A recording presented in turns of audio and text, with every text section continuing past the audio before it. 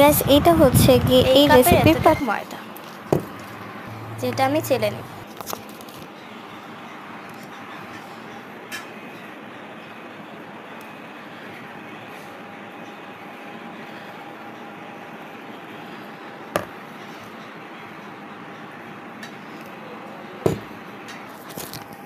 এই Malaysian cocoa পাউডারটা আমি ইউজ করছি।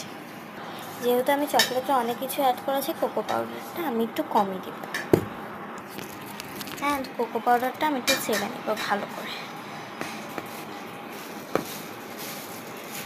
আমি একটা বড় বলে নিয়েছি জানি না পড়ে যায়। এমন করে চেলে চা চামচে একটুখানি বেকিং পাউডার যেইটা চেলে নেব।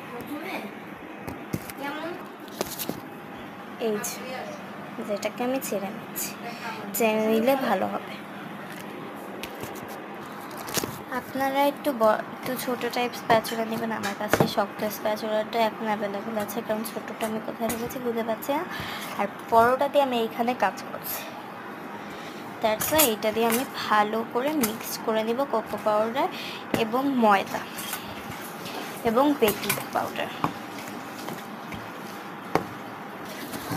আমি যেহেতু দুটো ডিমের করছি, তাহলে আমি 1 কাপ ময়দা এবং এই মালয়েশিয়ান কোকো পাউডারটা একটুখানি দিলে হয়। আর যেহেতু আমি কেকে অনেক চকলেটে কিছু দিয়েছি, তাহলে কোকো পাউডারটা আমি এই কাপের এতটুকু নিয়েছি। আপনারা এই সাইজের কাপের হচ্ছে এতটুকুই নিতে পারেন।